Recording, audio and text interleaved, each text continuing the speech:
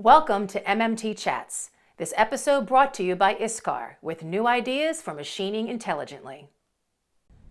I'm Christina Fuges with MoldMaking Technology, back for another quick MMT Chat. And my guest today is Shane Appel, who is a Polymer Manufacturing Engineer with General Motors.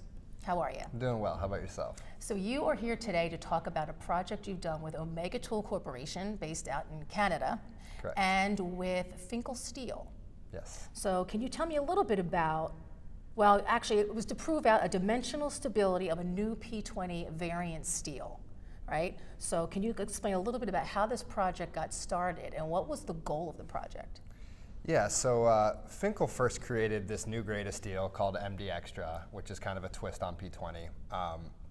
And they did that for better through hardenability. Fascia blocks are very deep in nature. So basically from the outside of the block to the deep inside of the block, the hardness is significantly different. Okay. So that's basically why they created this steel. In some of the simulations they were showing us, we noticed that there were lower internal stresses. And that's where we started to think, if the stresses are lower, do we really need to stress relieve these blocks? Is it going to twist and warp down the road if we skip it and we have to weld on the tool? So that's kind of where we started this project at. Okay, so now run down the results. What did you learn from this project? So on top of just studying the stress relieving removal, we wanted to study a few other variables that Finkl had said there was added benefits to the steel. So one being machinability. So basically we had two identical molds made, two fascia blocks, with the only differences being the cavity material. One was MD and the other was MD Extra, that new material. This allowed us to basically have an apples to apples study across the board for everything we wanted to study. So the first thing being machinability. Basically we set these cavity blocks up on the same exact machines, ran the exact same programs, feeds, speeds, and basically recorded the number of cutter inserts that we went through. And I don't have the exact number off the top of my head, but the MD Extra went through like 40% less cutters. Oh, okay, that's huge. Yeah, so quite a bit. Some of the other areas we looked at were that through hardness, why the whole block, why this all started off. And basically we took the rock well on the outside of the block from the beginning, and then we rechecked it after saw cutting, after stress relieving, and then after final machining. And for example, just the saw cut, we only saw less than one rock well difference compared to the regular MD, where you'd see like 4 rock well difference. So they did see a significant improvement in that area. Some of the other things we looked at were cycle time. They were big one. Yeah, they were claiming that there was improved cycle time. So we started off with the analysis side, ran some mold flows up front. Of course, we were inputting a lower thermal conductivity value, so we expected the output would be better.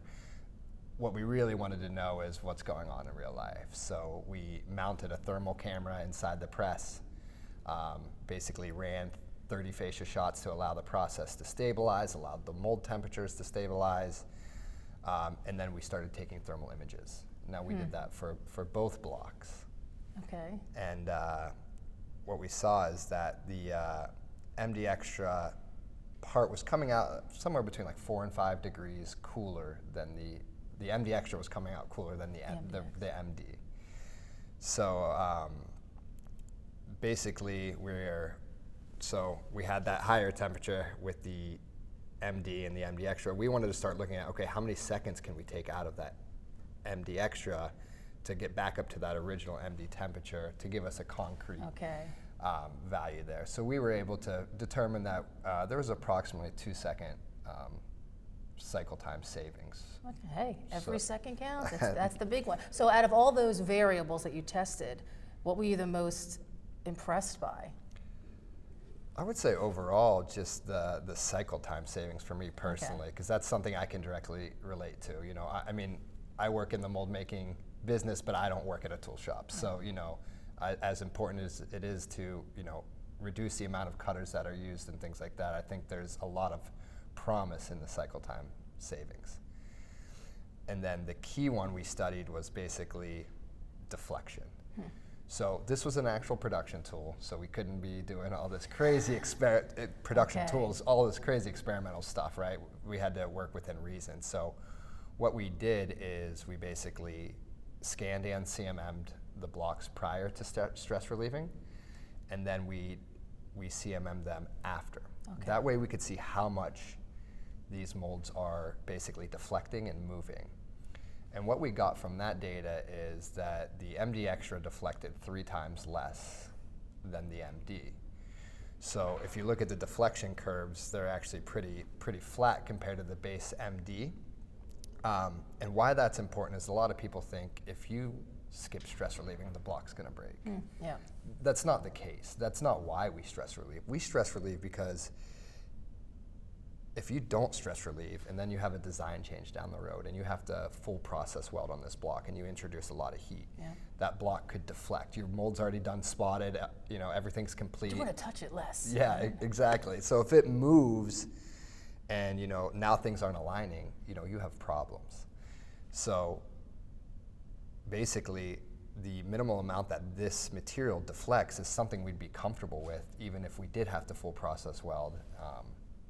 So that's kind of how we got to the conclusion that we can eliminate the stress relieving from this It's a pretty big, yeah, it's a pretty big finding. Yeah, yeah. How has this project impacted other projects you work on?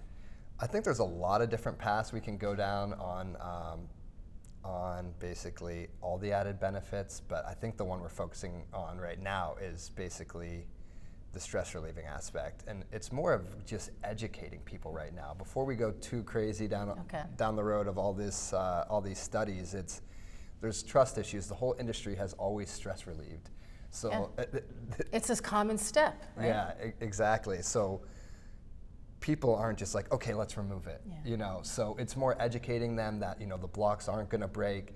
Finkl's actually added it to their data sheet that they will not require stress relieving. So building that type of confidence, that way, you know, things are warranted, and, you know, that way, you know, tool shops or tier ones aren't as, you know, hesitant. Yeah.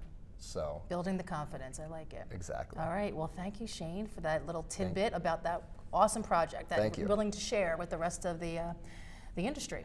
Thank you for that. Thank you. All right, for more on this topic and for everything mold making, visit moldmakingtechnology.com.